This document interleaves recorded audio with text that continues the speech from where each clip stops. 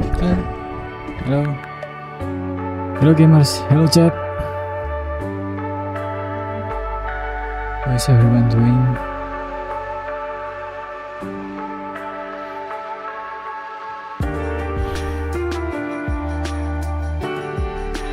Just finished a full day of work.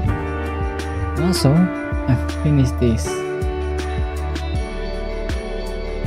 Root Oseki's all over creation. I really like it. I think I still prefer the last one. Sorry, wait.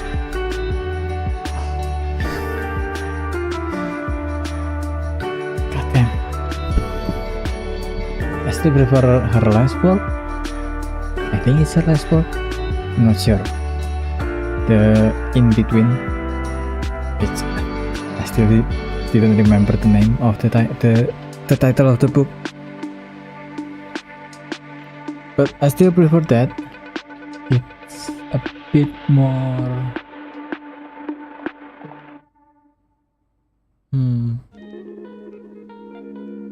I guess the type of story I prefer that one. That one is a story about a single mom and her son that is trying just to live a normal life, I guess. And this one is about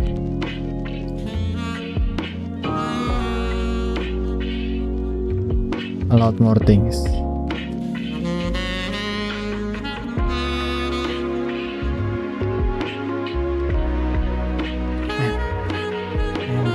Today, I don't know why. Maybe because it's sport day. But today, after finishing that, I want to try to read this. Perfect Victims: The Politics of Appeal by Muhammad Al-Qur. Muhammad Al-Qur is a Palestinian poet and writer.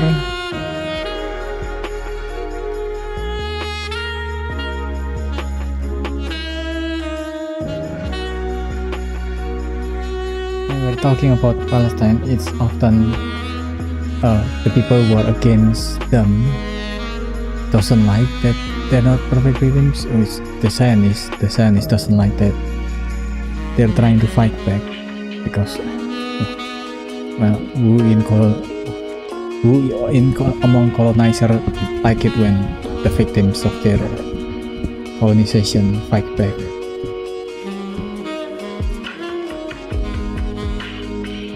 And Perfect Victims, I think, is often forgotten the rhetoric of unperfect victim. So when they try to fight back this way or that way, there will be protests against those attempts at fighting back. It's been like that across history. Like the IRA in Irish is called terrorists by the British, even though the British is the one who is trying to occupy them illegally. Then Africa also, when the apartheid was still in place there, the people who is trying to fight back is called terrorists. Even Nelson Mandela is considered as a terrorist by America, even after apartheid has been removed from Africa. And there's a lot more example, but my head is not working at 100% right now. I don't know why.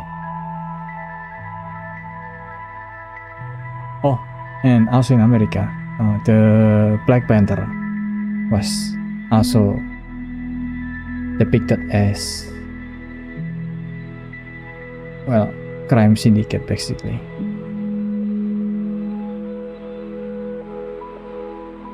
I forgot the name of one of the activists there, the woman from Black Panther that is the most famous.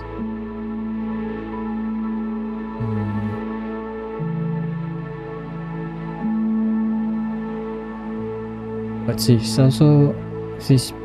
was also in the top 10 America Most Wanted. The FBI also put out poster of her as wanted, even though she's just an activist that is not even involved in the armed resistance of the Black Panther. So there's that. That's why I want to read this.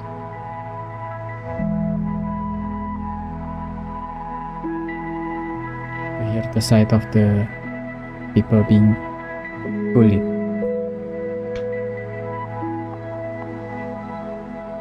Yeah. As usual, I'll be reading kind words. I'll be playing kind words, responding to some letters.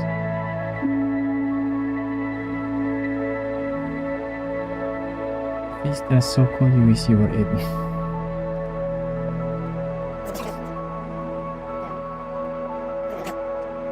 Oh. Elder deer, a great being from beyond the void. Bufta.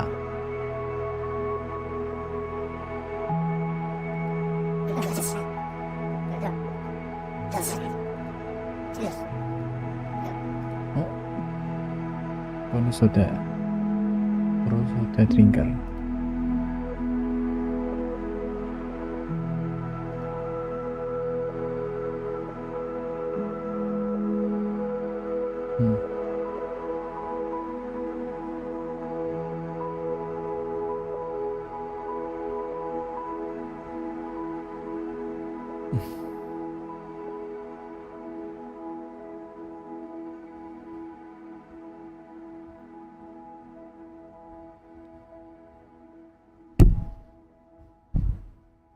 Good for you. One point with this book, perfect victims. Again, abuser and their tactic is usually all the same, right?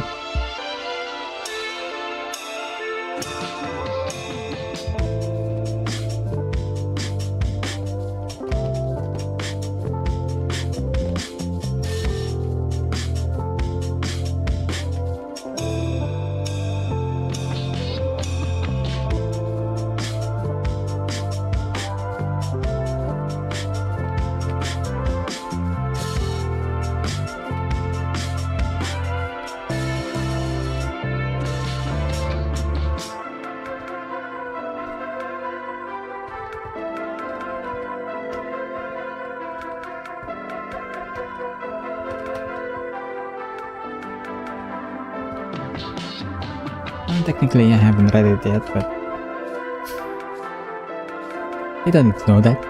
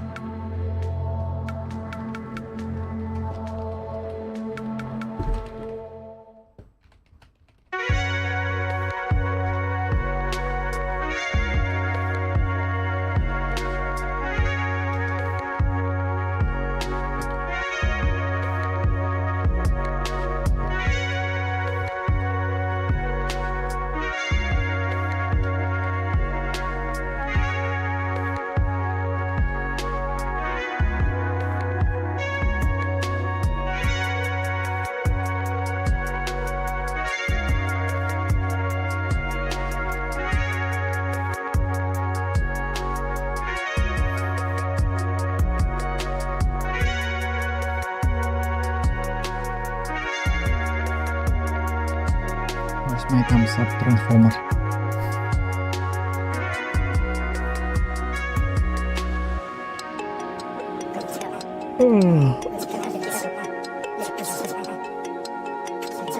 so.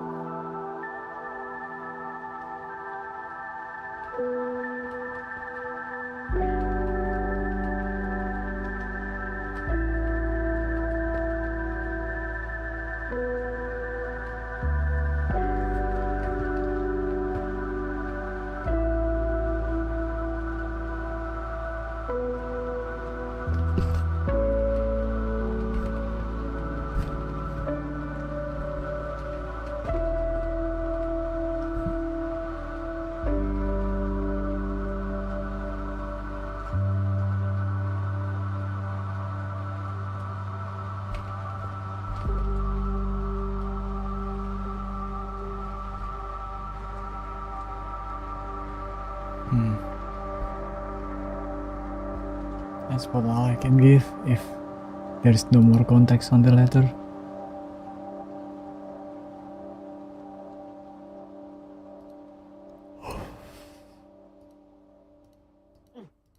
That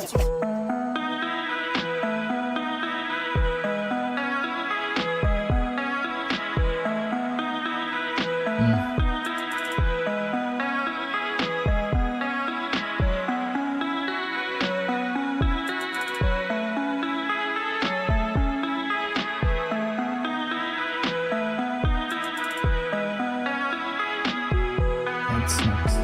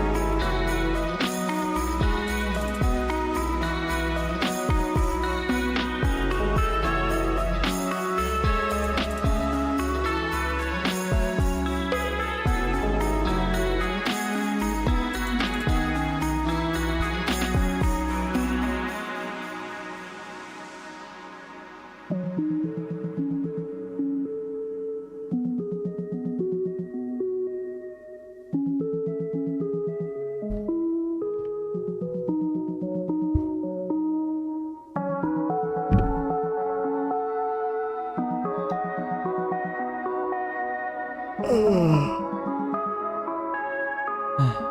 crazy that there are some countries that doesn't have a healthcare that helps at all.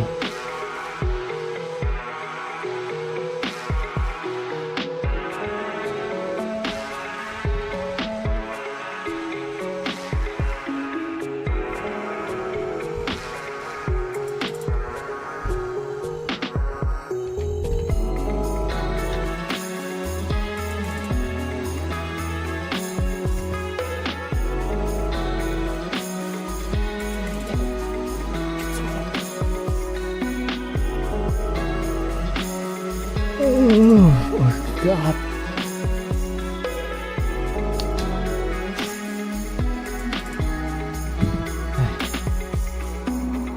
Most likely I won't be streaming tomorrow. I'm too tired. But for now,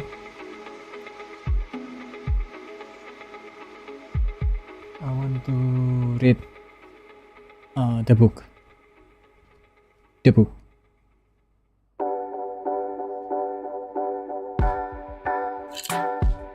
This is Perfect Victims, The Political Appeal by Muhammad Al-Qurt.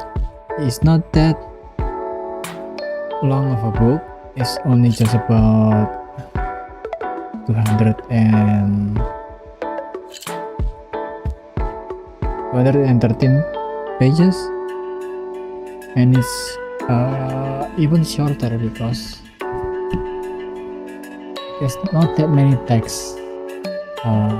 The text to pages spread is not that much. The font is comparatively big. So it's not the kind of book that you might need a lot of time and energy to read. That's why get them yourself.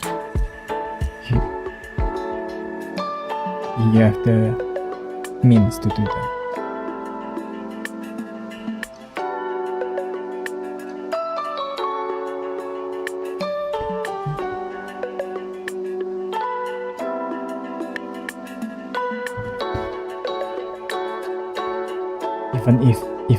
Even if that's something that a lot of pro-Palestinian have to say a lot, because the Israel and the Israel defender and the genocide defenders kept trying to make excuses for the genocide. So Palestinians had to keep saying, especially the civilians like Muhammad Al-Qurt, he doesn't belong to any political party in Palestine or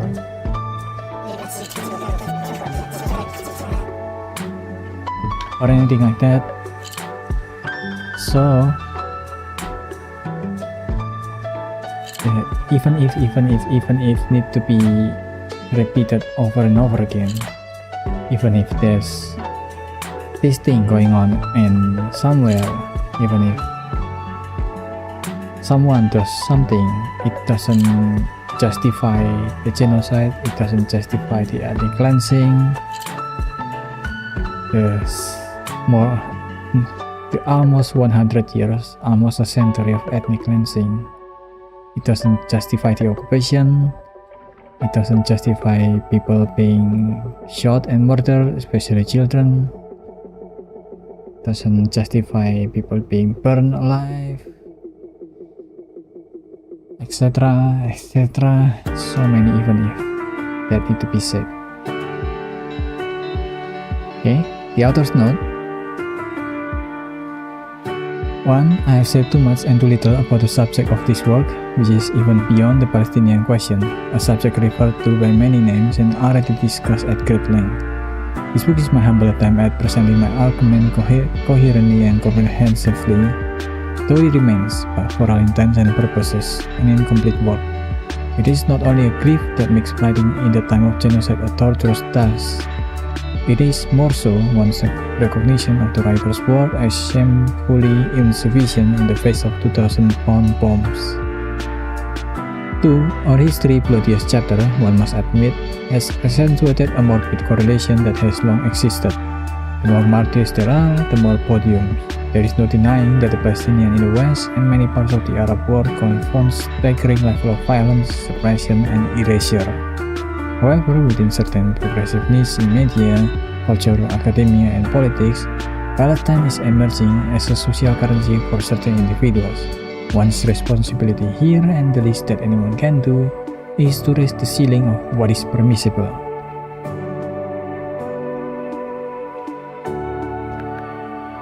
I think when I read another book last week by Omar El-Khat, one day everyone will always have been against this. He called out a lot of the liberal media playing defense against the genocide, playing defense for the genocide, not against the genocide. They're defending the genocide happening because the perpetrator is Israel and the one that is being genocided is Palestine, is the Arabs, right? So the Islamophobia and the racism of the West is highlighted in liberal Western liberal media is even more highlighted there because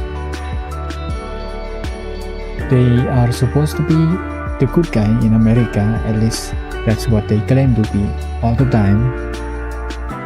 But between their words and their action, there's no causation, there's barely any correlation.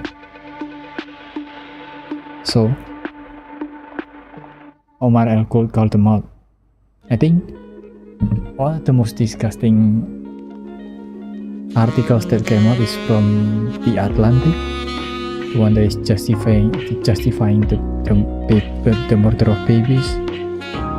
There's also a ContraPoint that is lately come out with saying that it doesn't matter in the scheme of world history. It doesn't matter that people are dying. It's not that big of a deal. It's very disgusting because it moved. Even if they didn't outright say it, what they are saying and doing is giving permission to the world to keep doing what they are doing. That's why people need to speak up. That's why speaking up is important. So you are telling the world that no, this is not okay. This is not okay.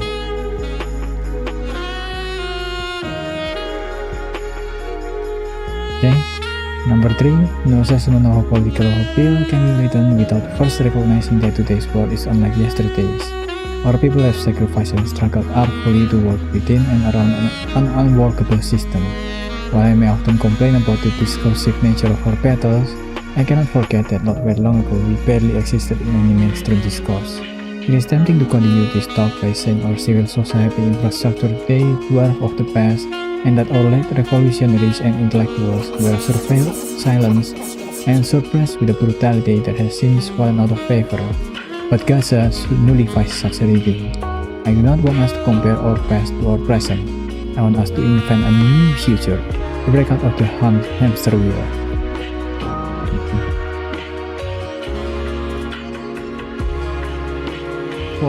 Criticism is good. By this I do not mean self-regulation or victim blaming. Good faith criticism should be engaged with in good faith.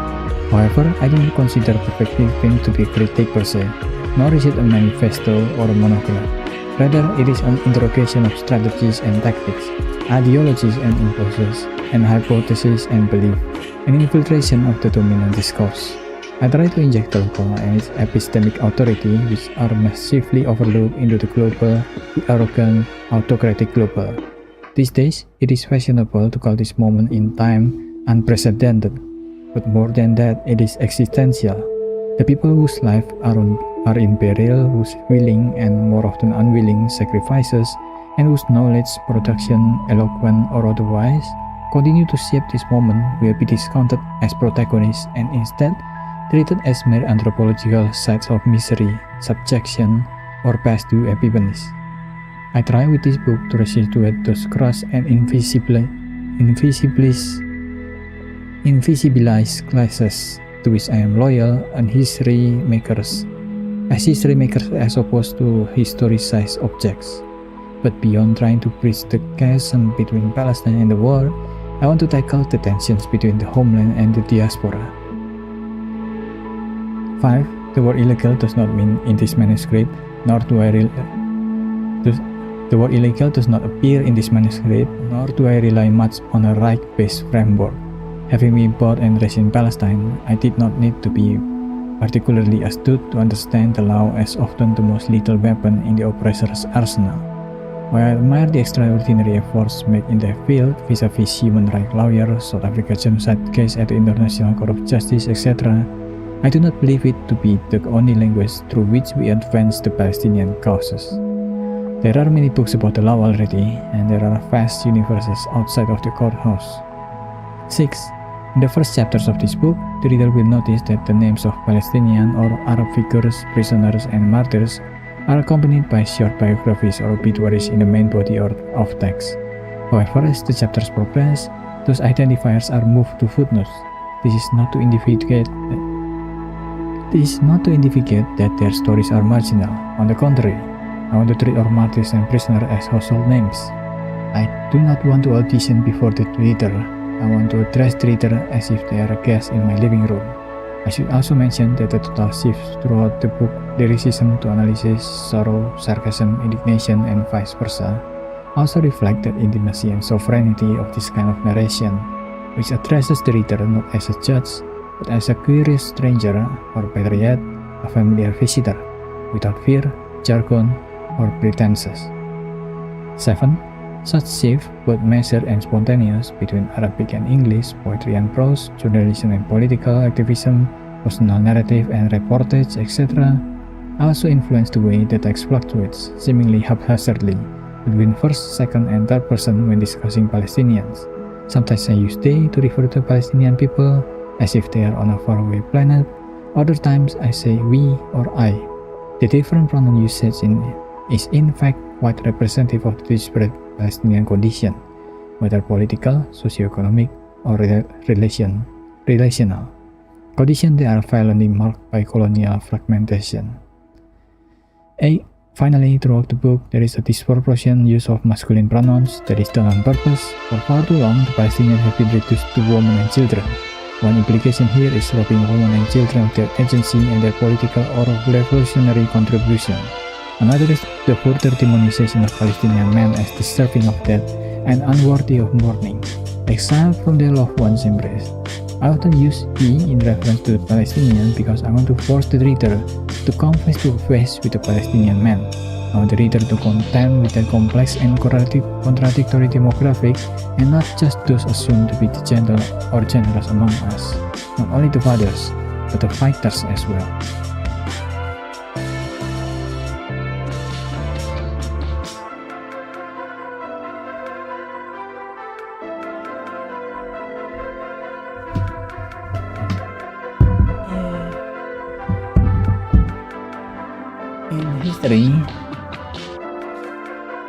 Across history, whenever there is an oppression, there is always be groups that fight back, right? Vietnam fight back when first against the Japanese that came to invade them when the French fled. Then they fight against the French, who is funded by the American, and they won both against the Japanese and the French, and then the American came and they fight against them too. Same as in America, the Black Panther came out and the black people were being oppressed in America, and I guess it's still in many levels being oppressed in America. But there are people who fought back every time. In Hong Kong, if you want to go there, there's also a political protest there that has been suppressed. In Indonesia, there's a lot. And of course, because of their long history of being oppressed, almost 100 years, Palestinians also have them. Right now it's Hamas. Before Hamas is the PLO. Before the PLO, there's the Fatah.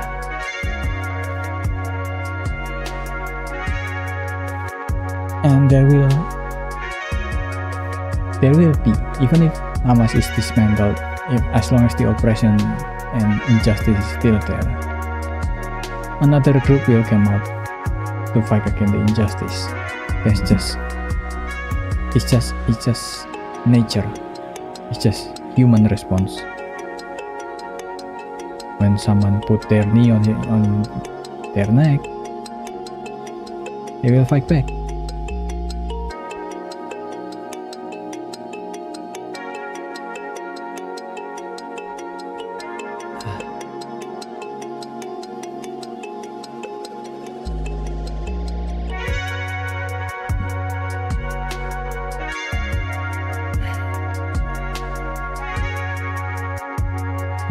Let's read some more letters.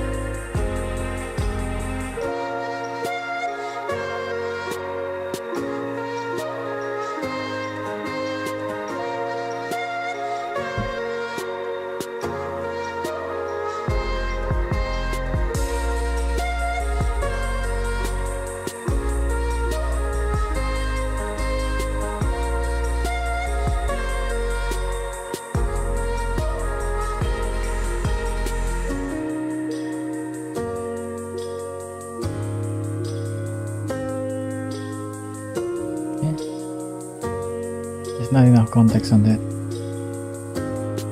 But that's all I can give. Architecture course for a year, nothing in progress.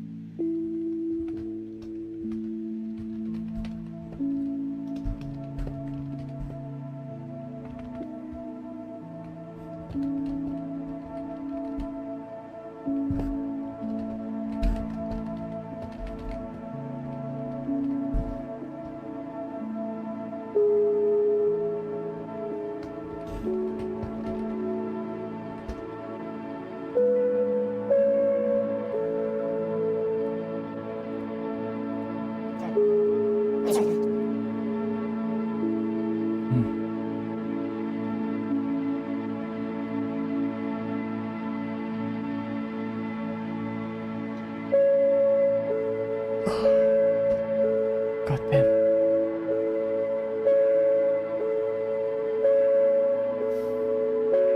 Yeah, we're all in this together for better or worse.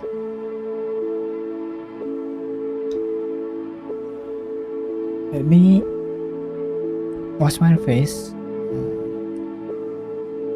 then get some more drinks. Oh yeah, I forgot. They also changed the bed sheet and clean up my air conditioner and everything. But I finished a lot of things today. Maybe that's why I feel so tired.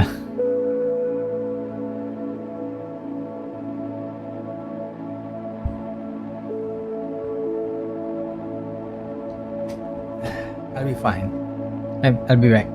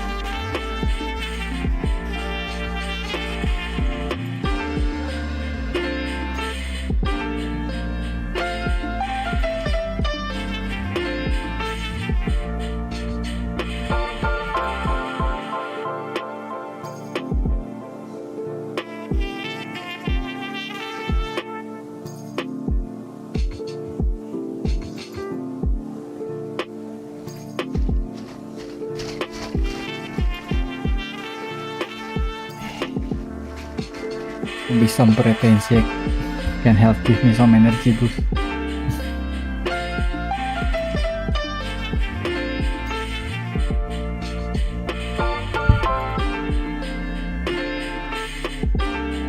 The best way of course resting, but before I start streaming is always if I just turn it off now and then go rest.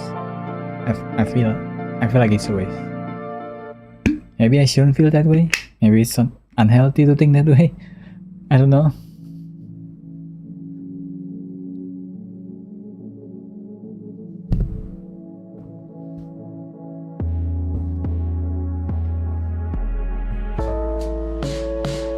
Let's continue the book for a bit.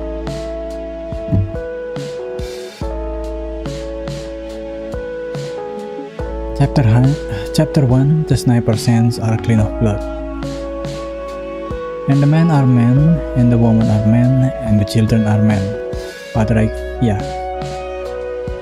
We die a lot. We die in fleeting headlines, in between breaths. Our death is so quotidian that journalists report it as though they're reporting the weather. Cloudy skies, like showers, and 3,000 Palestinians dead in the past 10 days. And much like the weather, only God is responsible, not armed settlers, not targeted drone strikes. We pay no heed to corpses in our fields. Their existence is monotonous, predictable. The slaughter is so relentless, it is almost expected, anticipated by the soon-to-be slain. Their wrists, big and tiny, bound with zip ties in the back of police cars, that is everywhere. Even metaphor is a casualty of war. The figurative has become painfully literal. Blooded birds, furniture in trays, a limb hanging from a ceiling fan, woman giving birth to on the concrete, etc. Are we too acquainted with the horrifics? What was once horrifying, what was once a harbinger of doom, now blends into the terrain. That is now a boring scarecrow. Even when the ravens grow louder, their croaking fall on disinterested ears. No sanctity is left in this death. No deity come to the rescue. We die forsaken. We die a lot in abandonment. Our massacres are only interrupted by commercial breaks. Judges legalize them. Correspondents kill us with passive voice. If we are lucky, diplomats say that our death concerns them, but they never mention the culprit, let alone condemn the culprit. Politicians, inept or complicit, fund or demise, then feign sympathy, if any. Academics stand idle. That is until the dust settles. Then they will write books about what you have been. Coin terms and such, lecture in the past tense, and the vultures, even in our midst, will tour museum glorifying, romanticizing what they once condemned, what they did not deign to defend or resistance, mystifying it, depoliticizing it, commercializing it. The vultures will make sculptures out of our flesh. Okay. What happened with resistance during the time of the resistance? The authority, the ruling power, will try to demonize the resistance. As I mentioned, Africa, Nelson Mandela, America, Martin Luther King Jr., etc. And then, when the resistance finally succeeds, because people will support usually support the side of justice, a lot of people, then the resistance finally won. What they did instead of continuing to demonize the resistance is they try to downplay what they did. Nelson Mandela, for example. What Nelson Mandela did in Africa is very bloody. There's a lot of armed resistance, a lot of movement going on, a lot of groups that took up arms to fight against the injustice, against the apartheid. Nelson Mandela himself was put in prison and being labeled as terrorist by the US, the UK, and most of Western countries. And he was put in prison for I forgot how many years, 37 or 57, because I think it's 27. Yeah, I think it's 27 years, because the apartheid at that time asked him to condemn the armed resistance group in Africa, and if he did condemn them, then they'll release him from prison. But he refused. That's why he stayed in prison for so long until the Mandela effect came out. When people think that almost everyone think that Nelson Mandela is dead. He's not. He's in prison for so long that people think he's dead. And the reason why he is put in prison for so long is because he is in support of armed resistance, which is ongoing all the way from before he went into prison and until he is out of prison, and even more after that. That part of the history is often not told, often forgotten, and then the one that is more popularized is usually the watered down version. You know, the one we thought the defunct version of the history. So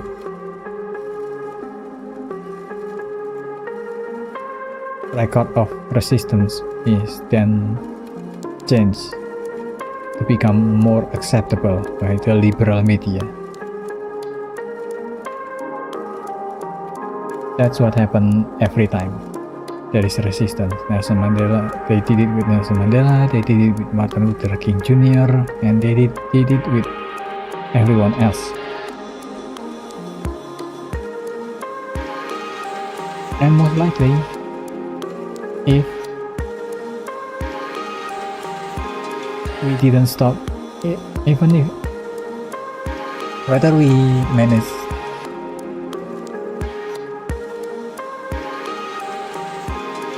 most likely after Palestine is free, after the world finally managed to stop Israel from doing what they are currently doing, which is not just the genocide but also the apartheid, the ethnic cleansing and everything else.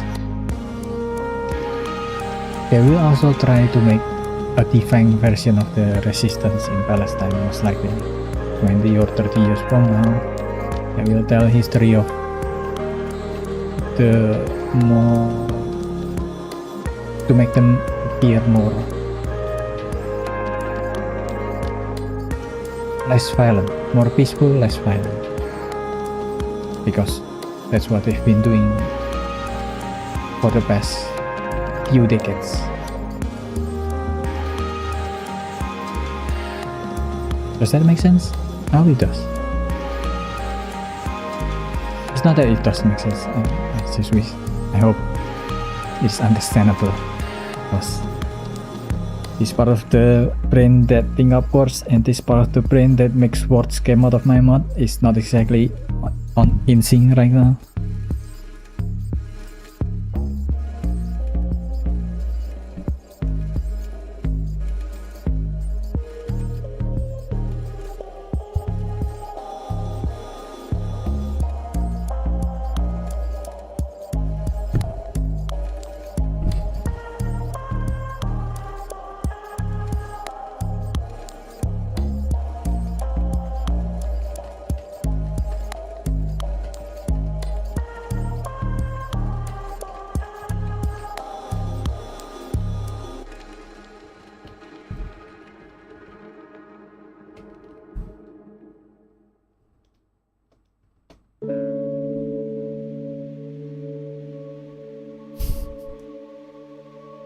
What do you want me to say? You want to be mean to people? Then at least be mean to people in a direct way.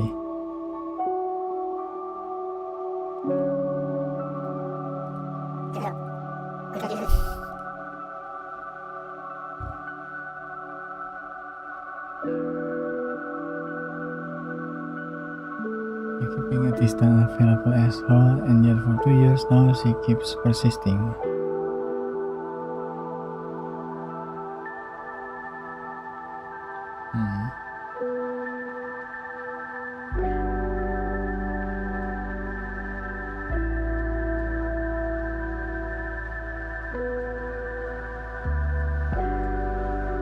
What?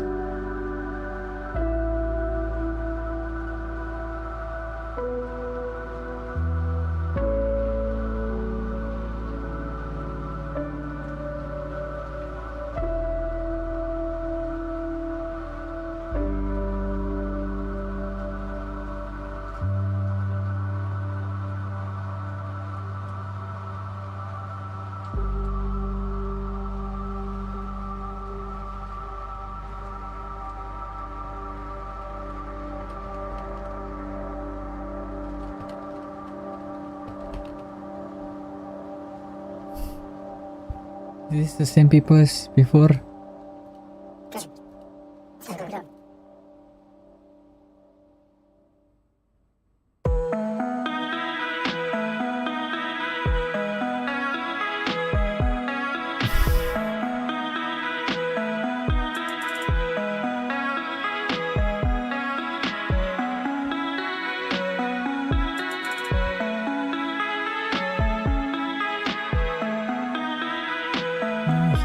Enjoy.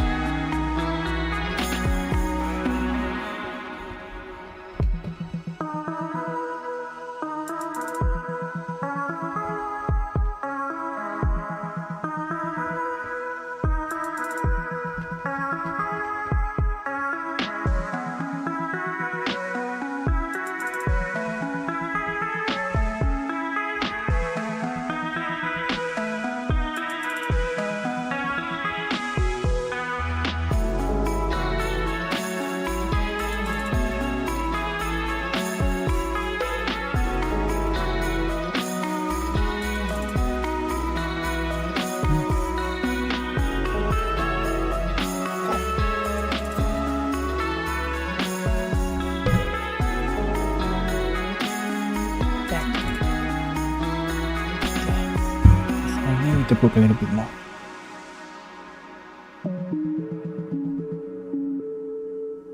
Where was I? Oh yeah. And we die. Snipers here, warplanes there, explosions, exiles, erasure, genocide, infanticide, humiliation, heartache, bereavement, imprisonment, theft, thirst, torture, famine, poverty, isolation, defeatism, blackmail, sacrifice, heroism, altruistic suicide, you name it. Or people decompose in the cold year of hospital, like their grandparents who decay on the Tantura pits, and we die without farewell. What do you say to the families of the martyrs who are occupied evening death? Their children are held hostage in the cemeteries of numbers of frozen in mortuary chambers. Their bodies become bargaining chips or harvested for organs.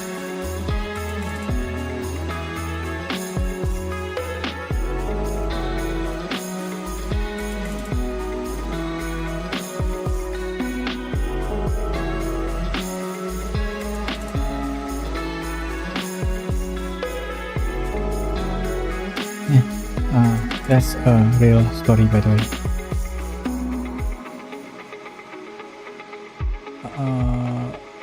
If the Palestinian corpses that died, especially in West Bank, a lot of them has been found to be missing some of their organs, and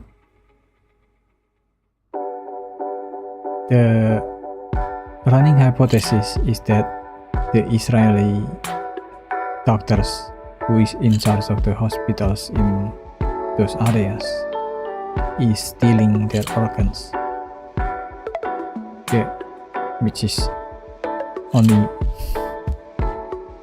Only one of the few things they did there that is fuck up. How do you break the news of what should be fictional? Or journalists are poets, almost, when narrating all is dead, and the poets write with knives, or blacksmiths do not make swords, and the rifles in our town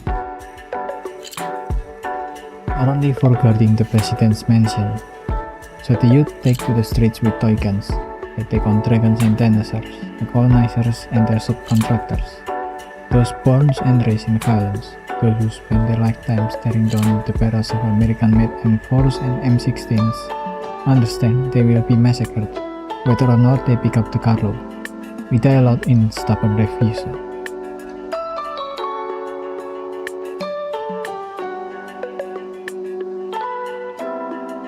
Zionism is the leading cause of death in occupied Palestine, though through both direct state-sanctioned violence and indirect consequential violence, which trickles down through suffocating bureaucracies, inescapable bias, psychological onslaught, and impetuous intercommunal conflicts. Yet this man-made quietus is treated like any other leading cause of death. Heart disease in the US, dementia in England, and is scarcely cause for concern, let alone condemnation. On the contrary, our blood is sustenance for the world we live in, necessary to maintain things as they are. Our blood is the price of the colony's sense of security. The empire cut the lives of our loved ones short to prolong its reign, and our grief is negligible. Our rage unwarranted. The more our loved ones are killed by Zionist colonialism, the less space we are offered to grieve them. We cannot narrate this colossal theft of life, let alone avenge it. For martyrs to martyr, they need to have lived as spectacular people or endured a spectacularly violent death. And when I say spectacularly violent death, I think of the killing of Muhammad Abu Ghadir, a 16-year-old boy who was kidnapped by a Jewish settler from his neighbor in occupied Jerusalem, brutally beaten, forced to drink gasoline, and then burned alive. Yeah, this happens. I think it was 2016 or something.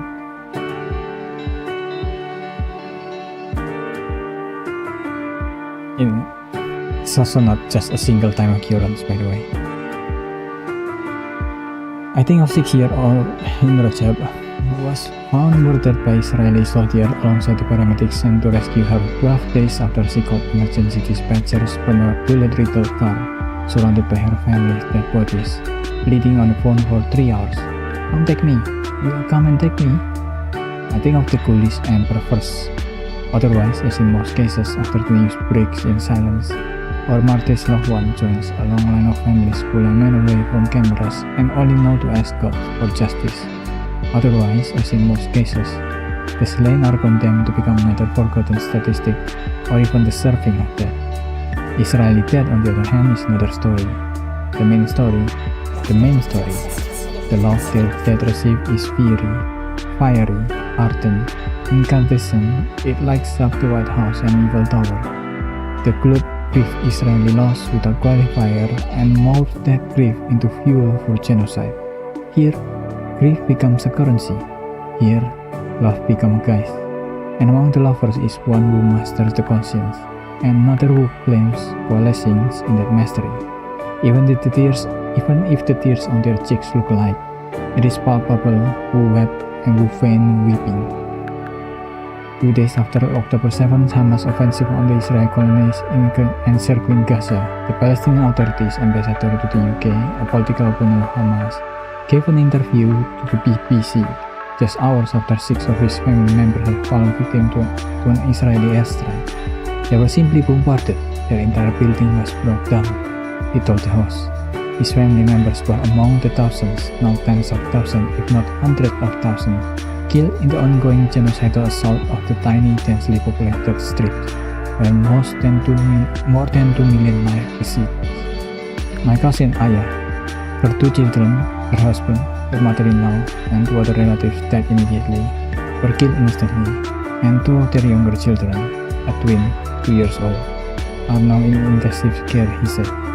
The host replied, "Sorry for your own personal loss. I mean, can I just be clear though? You cannot condone the killing of civilians in Israel, can we? Such responses to our terrible losses, whether on the international stage or in the media, are not merely callous. They reveal a far more troubling truth. The standard across industries is to dehumanize the Palestinian." Yeah, that is true. Even in the recent, I think, Guardian article, let me see if I can find it. It's called Manufacturing Consent, and it's gotten more and more ridiculous as the genocide is further ongoing.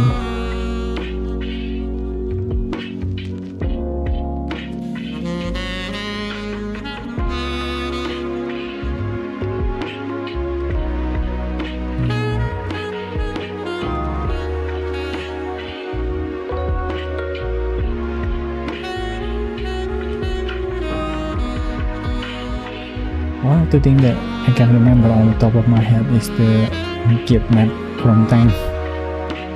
When a soldier was taken from a tank, the liberal Western media reported as kidnap from tank. How amazing is that? Kidnap from a tank. It's like words have less meaning.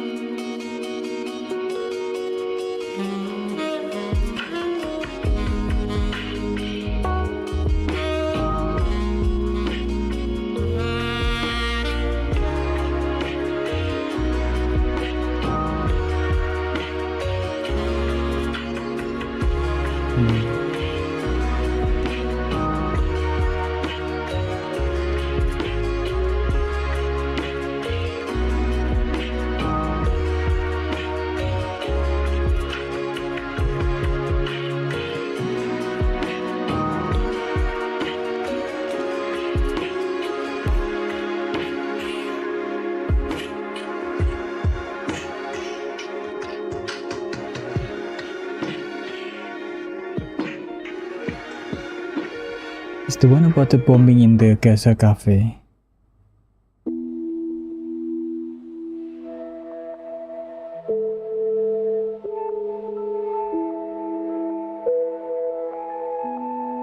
BBC.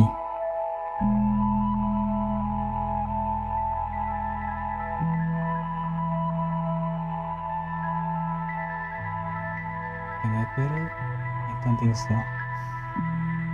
Unfortunately. The title of the article is Gaza Beach Cafe. Strike on Al-Baqa killed a Hamas operative, but many more people were killed.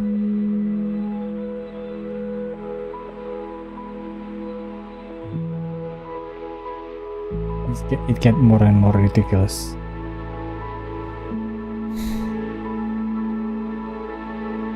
I mean, they dropped a 500-pound bombs in to strike the cafe. The cafe filled with civilians, and the cafe that they said the Israel claimed that they monitored from the air.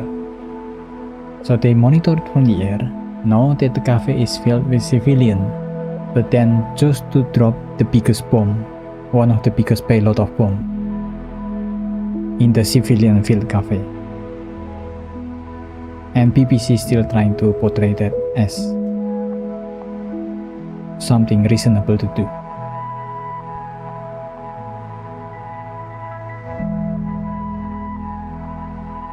That is what the author is trying to say in his book when he mentioned that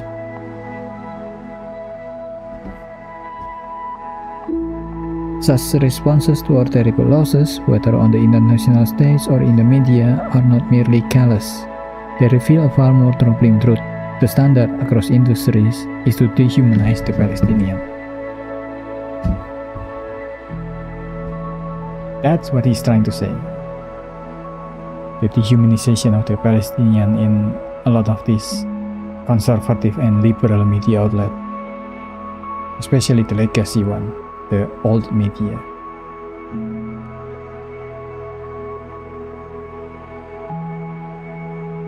Let's read some more letters.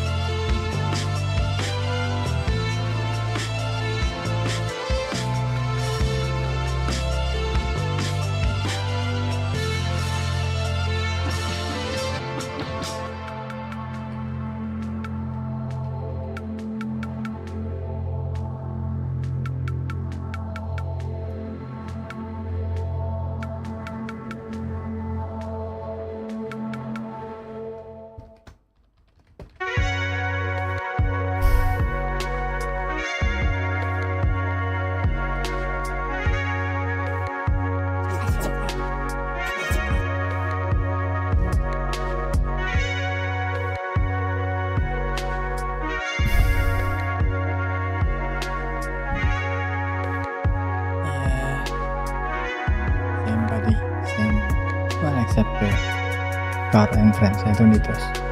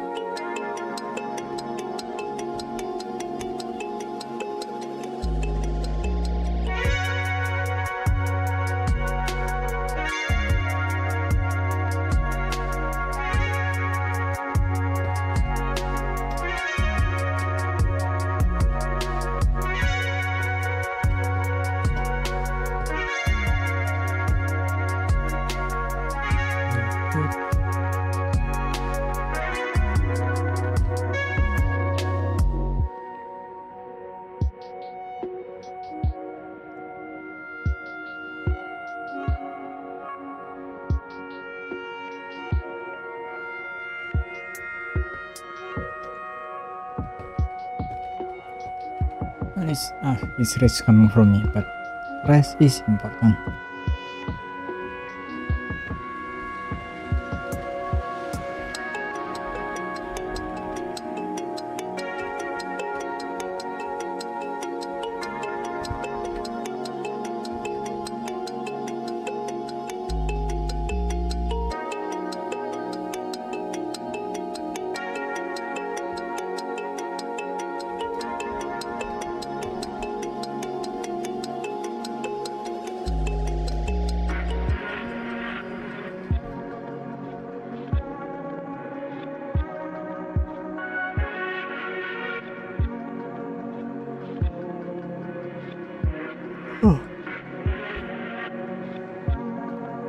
That's what I can give.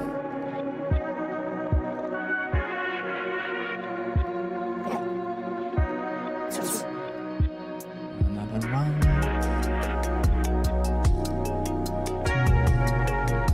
Adding more for each other.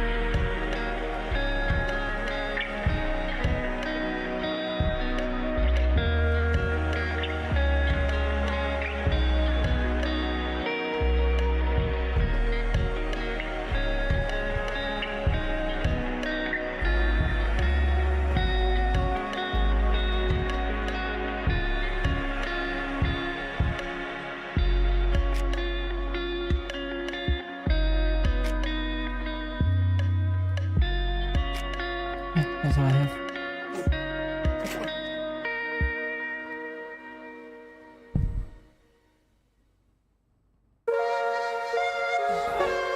Okay, let's read some more.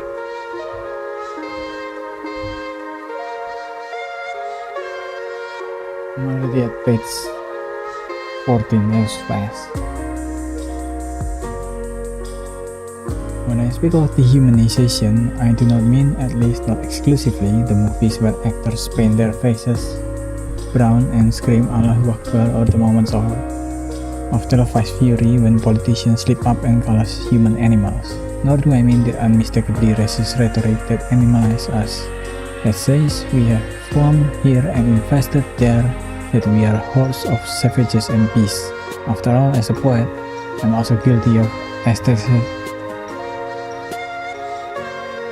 aestheticizing my work with bestiaries. Dehumanization is not merely the sentiment, arrogance, ignorance, fear that complex columnists and envoy illiterate in Arabic to write smug reports, libelous diatribes really, on the region. When I speak of dehumanization, I am referring to a phenomenon more implicit yet far more pernicious and institutionalized, a practice perfected by our politest murderers. When I speak of dehumanization, I am referring to the West's refusal to look us in the eye. It is the world's reluctance or incapacity to see our tragedies as tragedies and our reactions as reactions. Its insistence on categorizing our normalities as deviance, fundamental instincts, example survival, self-defense, and the basic conduct intrinsic to life on earth become luxuries only they can indulge. These dehumanizers are not only the vulgar right-wingers and the brutal policemen, but the most politically correct of killers who deny us even eye contact before they pull the trigger, sniping boldly, impersonally from hundreds of meters away. The sniper here, this removed figure with the authority to erase our existence without ever having to engage it, endures in both a literal sense on our hilltops and rooftops, and a metaphorical sense in governments and in newsrooms. In this reality, the sniper's hands are clean of blood, and the snipers are everywhere.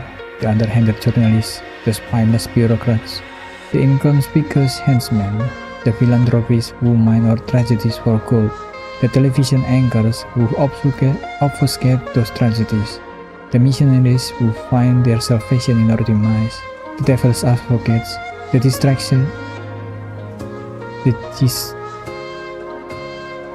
distractors, those who litter our roads with red herrings, the unscrupulous political advisors, the activists who act as puppet masters, the elite capturers, the elites in our ranks who demand us a certain dance, who imprison us in the panopticon of their gaze, the self-appointed intellectuals, the clergy who whisper when they should scream, the very well-fed weapon manufacturers and the university administrators who fed them, and the academics indulging in arrogance and willful misinterpretation,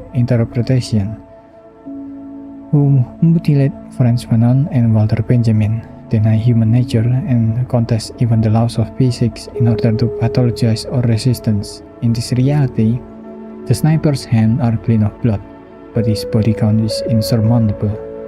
Dehumanization has ejected us, even outside of the human condition, so much so that what is logically understood to be a man's natural reaction to subjugation is an uncontained and incomprehensible primal behavior if it comes from us. What makes some people heroes is what makes us criminals. It is almost simplistic to say that we are guilty by birth. Our existence is purely mechanistic. We are reminded, through policy and procedure, that we are unfortunately born to die, and in our deterministic march to the grave, we encounter each other as unlucky strangers, fledgling and futureless. Our intellectual contributions and institutional participation are restrained. No attributes apply to the Palestinian people, the Palestinians as they call us, except the damning or the passive. We are not human beings, we are enigmas, infuriating, frightening enigmas, whose every action invites indictment, and whose every sentiment is an embryonic threat.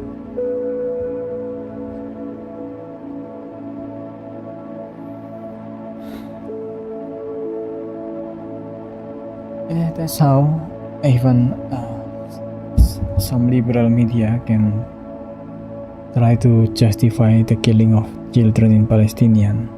Wrote some articles about them, and then of course when there's backlash because only monsters do that, they deleted the article, but they did not make any apology or anything like that because they don't see the Palestinians as humans, as fellow humans at least, as deserving of the same right to life as them, especially compared to the one who killed them.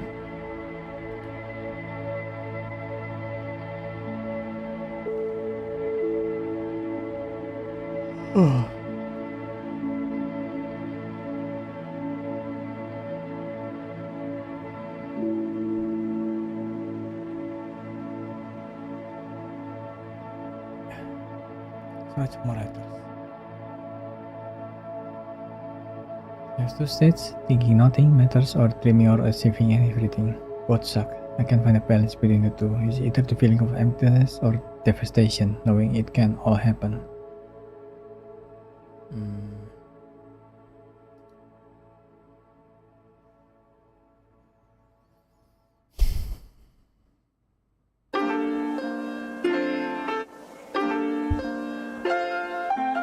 It's not the eternal recurrence, that's something else. The eternal child, yeah.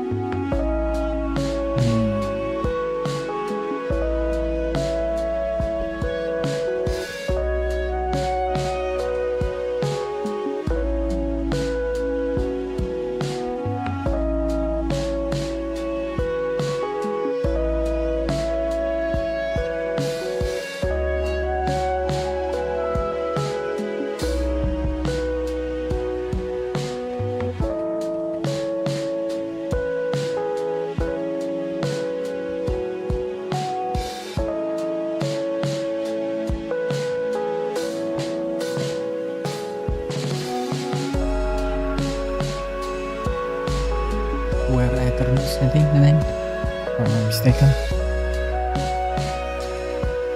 Like that, such a long time ago.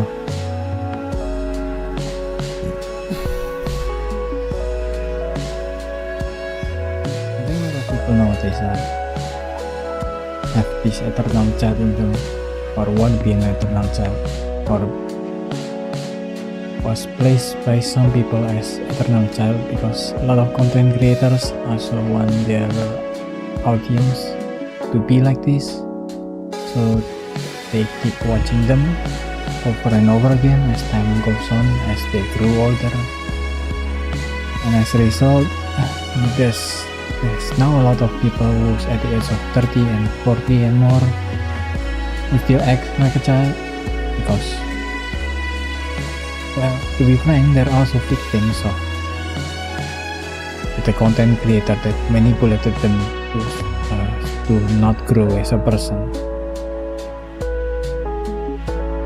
It's a problem, definitely, but thankfully I think a lot of people also become more sympathetic to other people, so once they manage to think of other people, a lot of them then grew out of the state of the eternal child.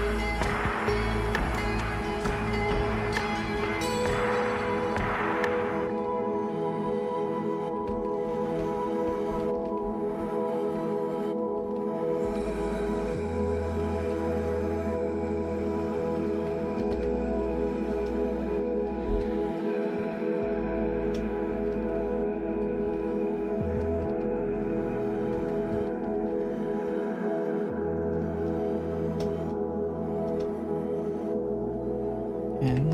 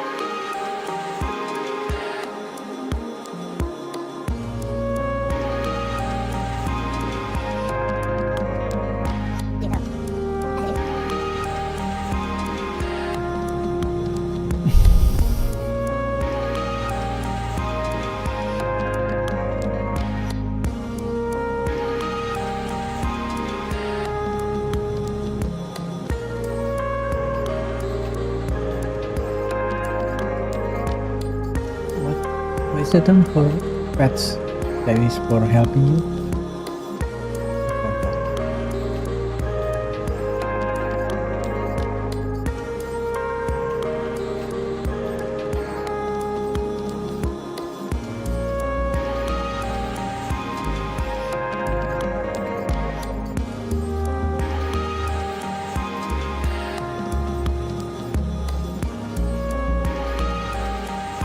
Emotional support animal.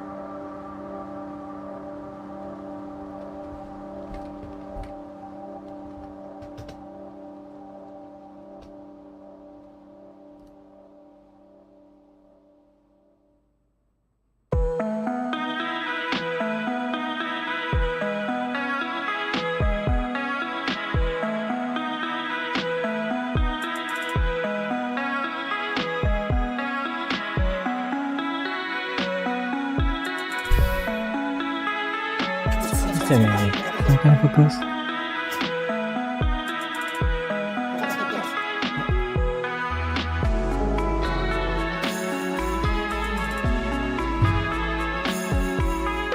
Okay, let's read some more.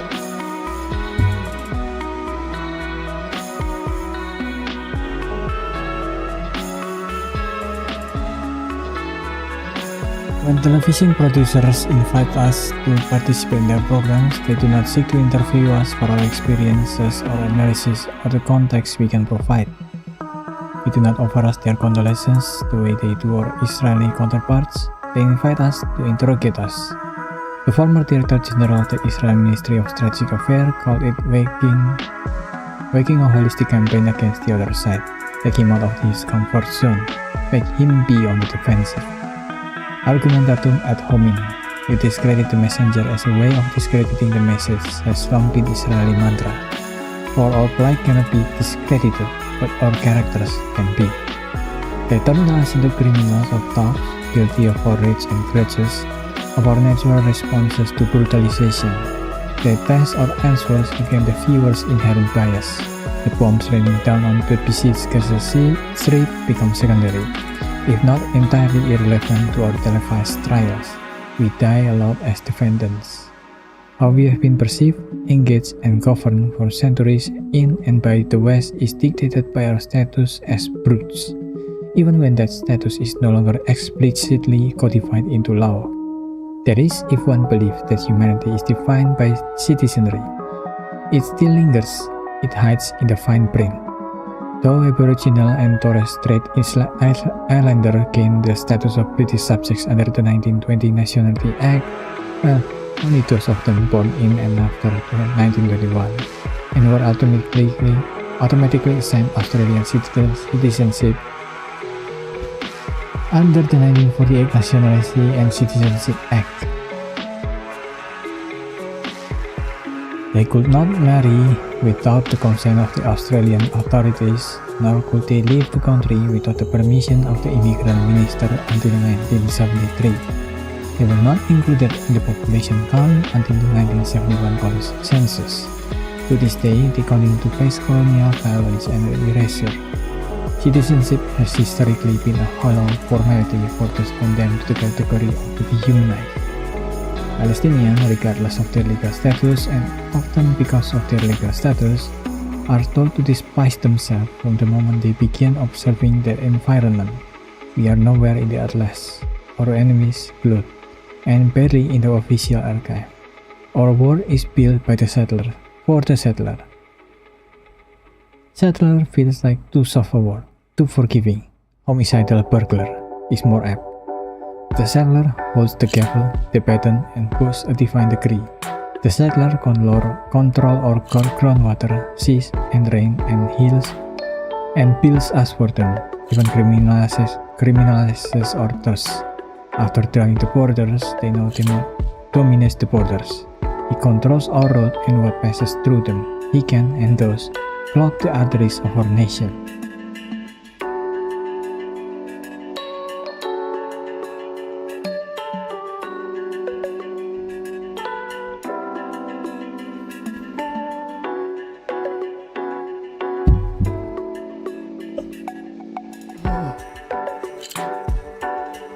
What the author is talking there is mostly, I think mostly in West Bank, because Israel put up the apartheid wall, right, separating between the settler. Supposedly they are for separating the settler and the Palestinian native in West Bank. And there was, in order for the Palestinians to go into most places that they need, this includes education, water, electricity, banks. They will have to go through portals, security portals, gates, where a lot of the rules in there is very arbitrary. is not based on a set written rules. It's based on the feelings of the people who guard the gate. Recently, I forgot the name of the content creator, but he's a tourist. He's a Muslim tourist from Canada, I think, that went on a holiday to Al-Afqa mosque. And when he went out of his hotel just to get some pizza, he was arrested in one of the gates by the IDF, and then the IOF more like and then he went to try to go from the other gate, get inside from the other gate, because that is basically what a lot of these people have to do, a lot of Palestinians have to do, because again the gate's rules is not set on written rules, it's set on the feeling of the gatekeeper. So some oftentimes they can just go from another gate and then went in, but this time these tourists, not Palestinian, these tourists experience a little bit of what the Palestinians feel every day of their life. He tried to go inside from the other gate, and the IOF guard from the first gate that stopped him has contacted the other guards through walkie-talkie to stop him specifically, because he said he's wearing hoodies, he's carrying pizza and everything, so he cannot enter also from the second gate. And so he spent his night in front of the wall instead of his hotel, the hotel that he paid for. That's the IF. This is a tourist. This is not even a Palestinian, just a tourist from another country. They just did that.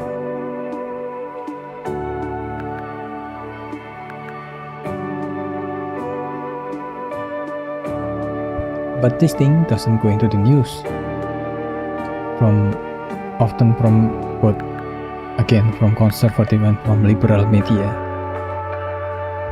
They keep trying to downplay what is being done,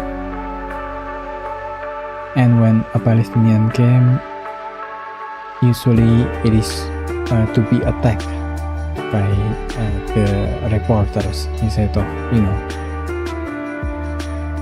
being as further on their experience as victims. Somehow they were treated as if they have done something wrong. Their only fault was just, I guess, being non-white. That's it. And also being from another country.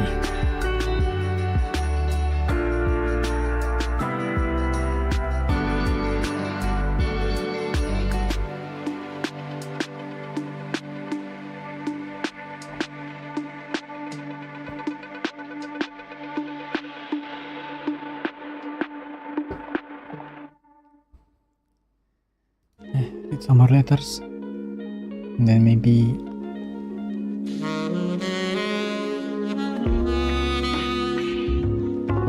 I'll stream for another 15 minutes or so, and then I think I'll rest.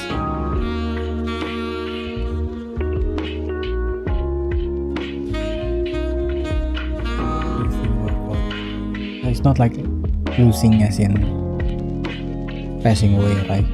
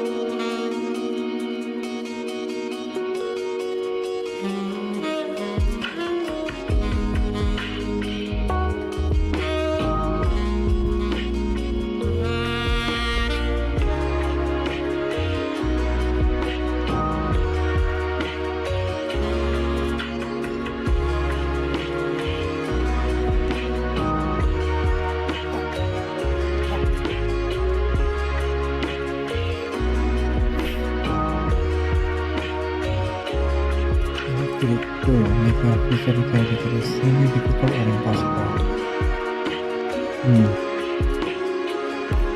American.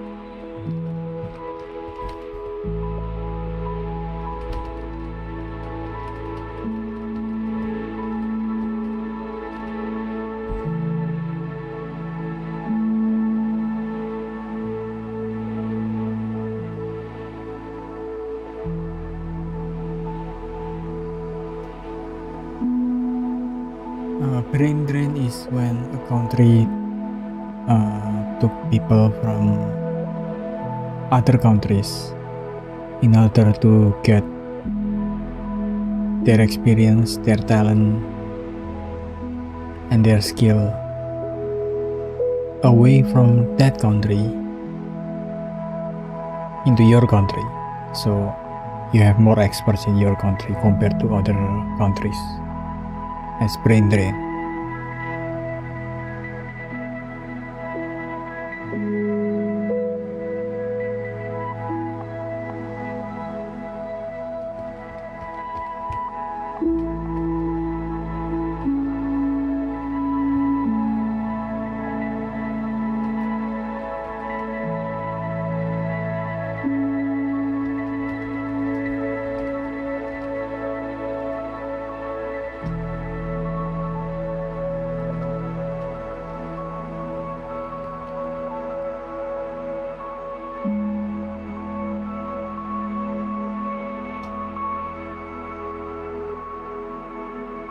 First of all,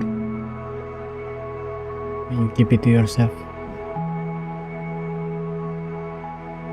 I know keep it to yourself, but different.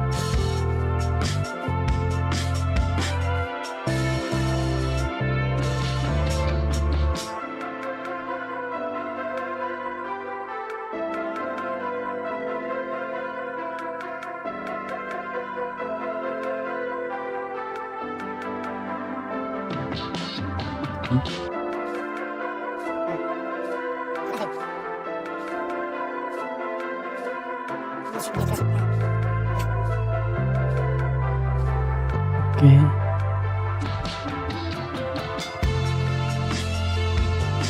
You read a little bit more. Maybe until the first chapter.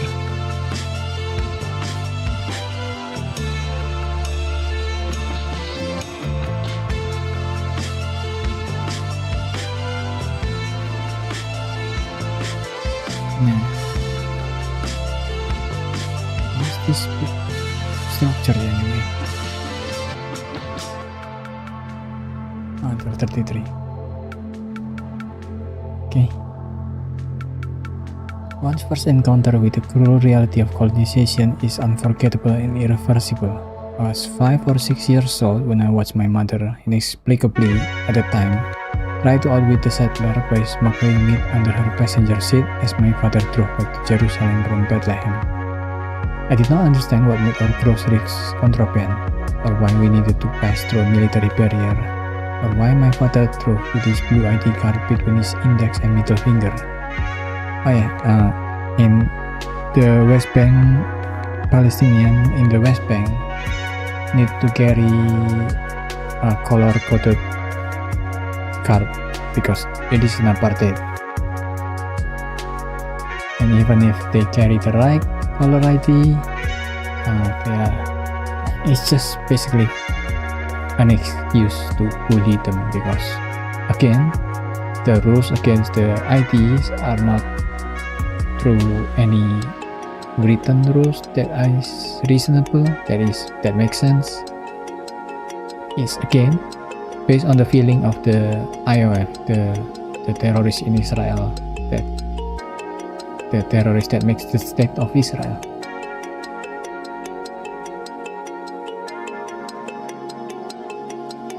I did not know why his ID was blue and my aunt's was green, or why the soldier hassled us for hours and searched even in our intentions for reasons to put us in handcuffs.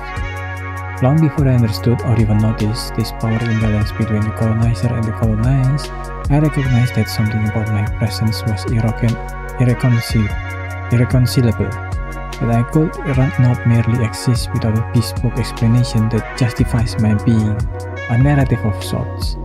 Every neighbor had a narrative, every classmate. Some of us were internally displaced, others eternally impoverished. Our narratives were rationalization, really, for our place in the world, or lack thereof, our place in every sense of the word. The consequences of dehumanization, the staggering and the subtle, reveal themselves not only in how we are perceived, but in how we perceive ourselves. They are intrapersonal and intracommunal, intimate trespasses. The brutality of the dehumanizer has followed us even into our living rooms, shaping how we self-conceptualize, how we raise our children and build our institutions. It has infested newsrooms and campuses. It has invaded our places of worship, ruined our hospital, and it has filled our heart with fear, a vigilant, rehearsed fear that has turned thunderous declarations into anonymous whispers. Throughout my childhood, I observed those around me, my parents in our home, the old city sellers of ceramic and souvenir, tour guides and taxi driver, recite seemingly memorized preludes to their statements as if to preempt an anticipated accusation. None of this was in our mother tongue. This was an arduous sport we played outside of Arabic. When El Ajanib, or the foreigner, would grace us with their presence, an Ajnabi could mean anyone: the visiting diplomat, the prying activist, the perverted tourist, the Long Island fraudster, the wanderers in the wasteland, anyone illiterate in our unspoken language of nods and smirks, or worse, anyone suspicious of it. Always on the defense, we define ourselves by what we are not what we are. It is this condition, living and blaring, that the Palestinian is born to reverse.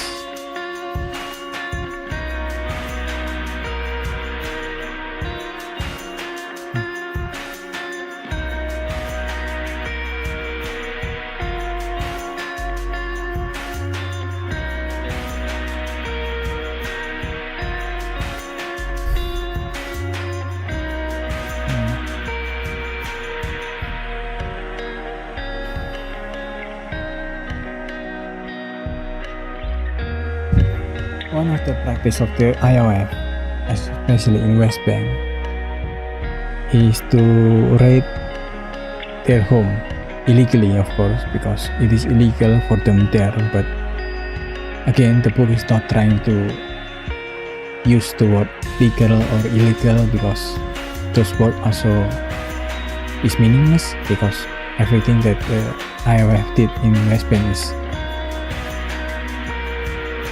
practically illegal in every sense of the word, in every world, every civilization, or at least every modern civilization if you want to be banal about it. They did it daily, the IOF, the raider of Ramallah, the raider of insert any city in West Bank, because it is meant to put fear of the settlers to them. Everything they did in various places in the country is to put fears for the occupiers, for the colonizer, for Israel. That's why they raid their house randomly, they raid civilians' house randomly. That's why they often make it difficult for Palestinians to go through the borders, even causing problems to women that is trying to give birth, because the hospital there's no hospital inside the Palestinian border because it has been closed, it has been ransacked, it has been destroyed. So the only hospitals available is on the Israel part, so they need to cross borders. But because the borders is so congested, a lot of mothers then end up having to give birth on the road there, and a lot of them doesn't make it, both the mothers and the baby, because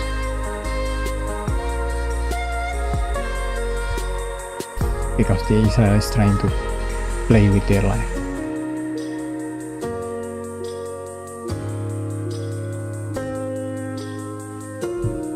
And that is the normal state of Israel. Let's read a couple more letters. I guess 3 more maybe. And then I'll end the stream. I really need to rest.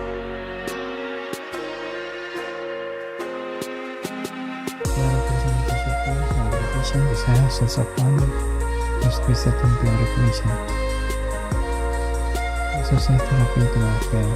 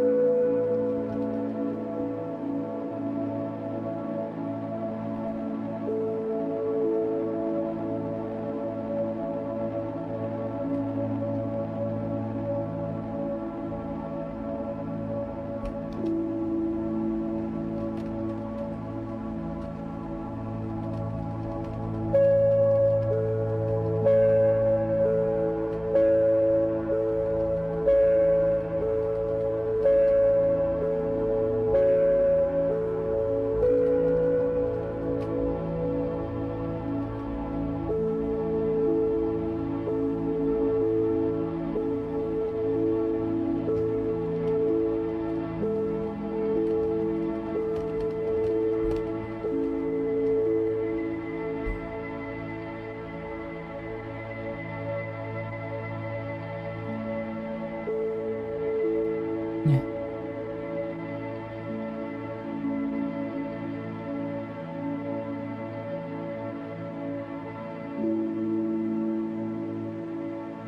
This is also from reading The Myth of Normal.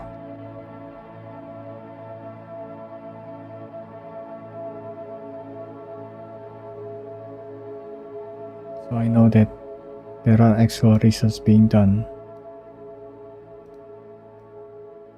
for Eastern practices or more drug-related spiritual practices that people used to make fun of. At least Western doctor used to make fun of. Which is good because there's a lot of positive result as long as it's done correctly, of course.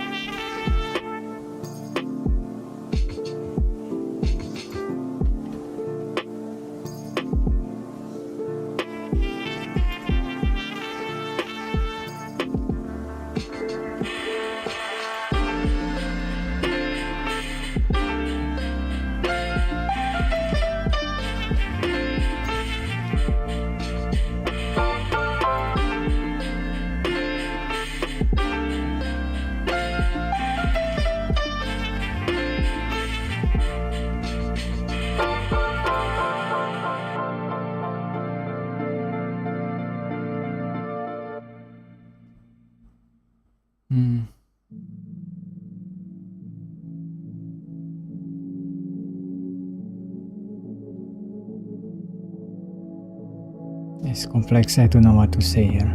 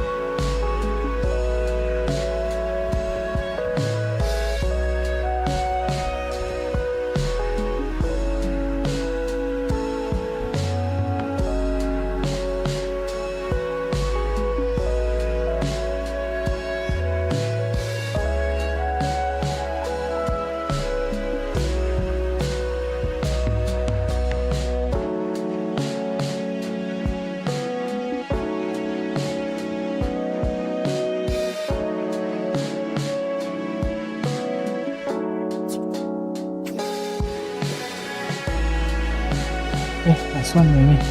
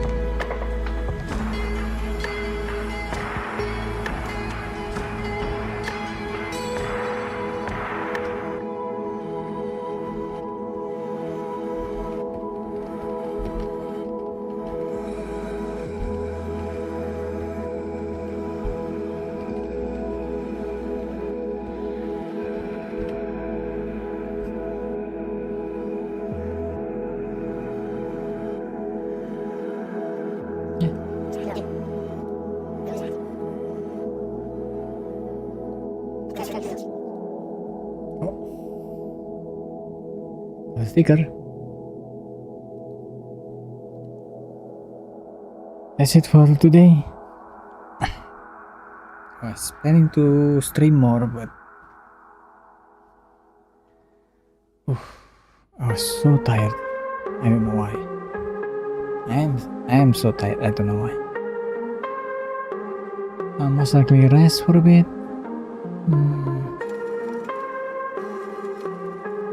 Yeah, and then I need to edit my script for Oseki's book. Think about how to, because I will need to record those tomorrow, and there's a meeting tomorrow. Two meetings tomorrow. Wednesday there's also some meetings, and Thursday there's also some meetings. Why am I so busy? Thank you guys for watching. See you guys. I don't know if it's tomorrow. I'll see you guys next time. Okay.